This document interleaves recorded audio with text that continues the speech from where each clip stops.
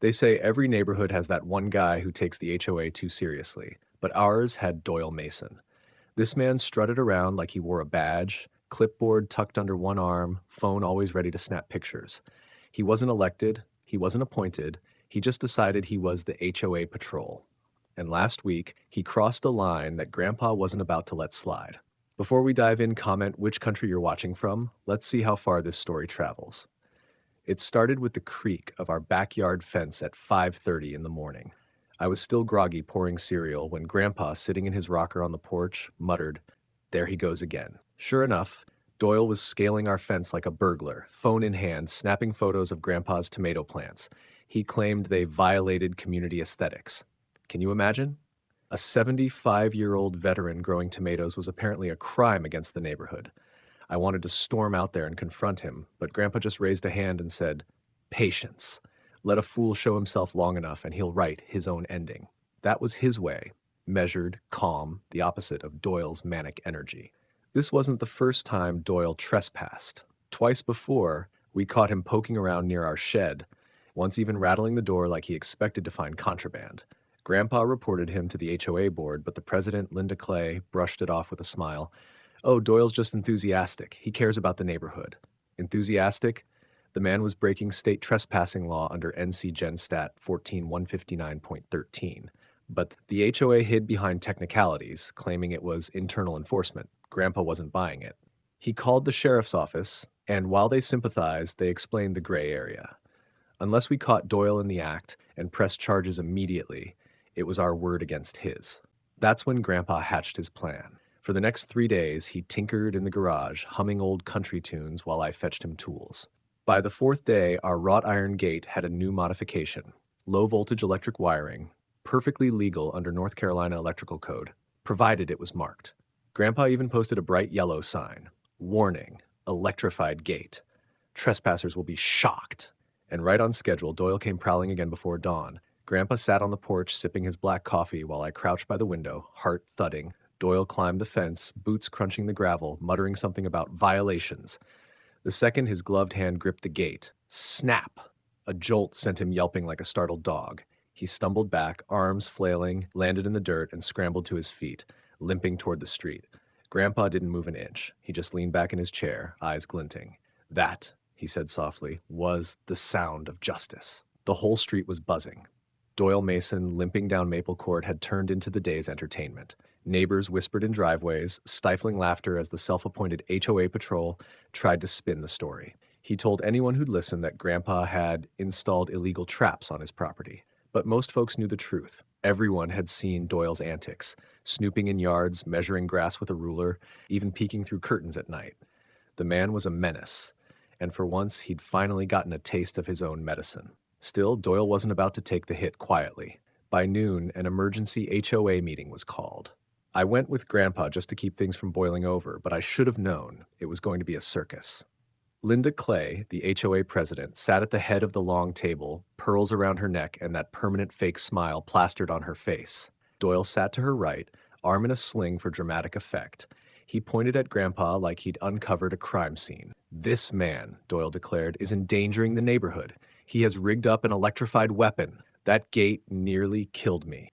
Grandpa didn't flinch. He simply leaned forward, placed a folded piece of paper on the table, and said, "That, Mrs. Clay, is a permit issued under the state electrical code. Fully legal, clearly signed," and I posted the required warning notice. Linda tried to wiggle out of it. "Legal or not, it's aggressive. It goes against the spirit of community living. The HOA has the right to regulate installations." Grandpa's voice dropped into that gravelly tone that always made me sit straighter. "Regulate, sure. Trespass, no. North Carolina trespassing statute makes it a crime to enter private property without consent. Doyle has done it 3 times. I'm done warning him. Next time, I'll press charges and let a judge sort it out."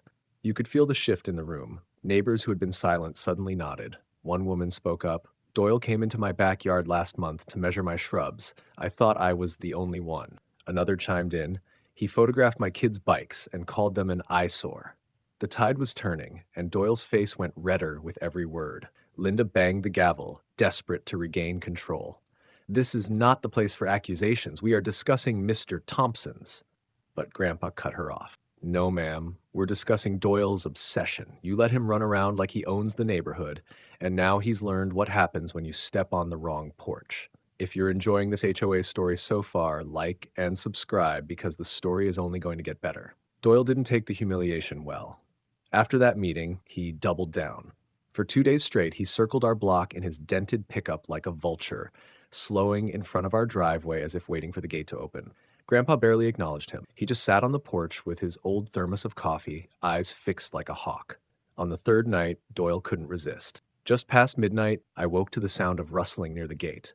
I peeked out my window, and there he was, flashlight in one hand, bolt cutters in the other, mumbling curses under his breath. He was actually going to break through. Grandpa was already waiting. From his rocking chair, he pulled out a small handheld remote. "Watch this, kid," he whispered, eyes locked on Doyle. The moment Doyle clamped the cutters onto the steel, Grandpa clicked the remote. Zap! The low hum of the electrified wires surged, and Doyle's body jolted like he just grabbed a live hornet nest. He yelped, dropped the cutters, and stumbled back into the mud. Grandpa calmly sipped his coffee. "Trespassing again," he muttered. Then he pointed his phone, camera already rolling.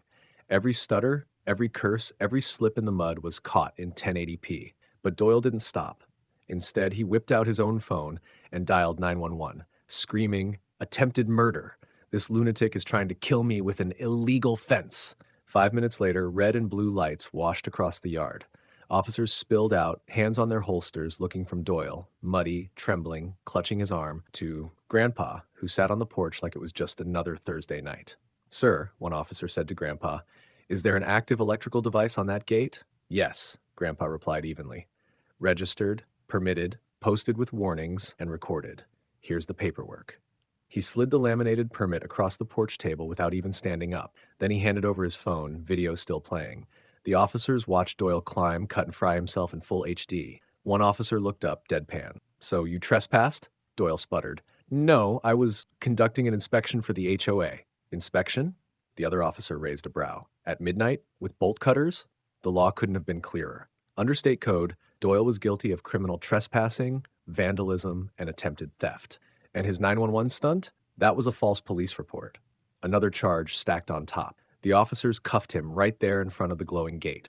Doyle shouted about conspiracies, about Grandpa being a danger to the community, but nobody listened. Neighbors had gathered at the commotion, and for the first time they weren't whispering. They were clapping. Grandpa leaned back in his chair, nodded at me, and said, "Sometimes, son, justice just needs a little electricity." Doyle, meanwhile, sat in the back of the cruiser, drenched in sweat, his reputation in shreds and his HOA badge confiscated on the spot. The gate he thought he could climb had turned into the very thing that destroyed him. Because when you mess with a man like Grandpa, you don't just lose the fight, you light the fuse for your whole HOA to come crashing down.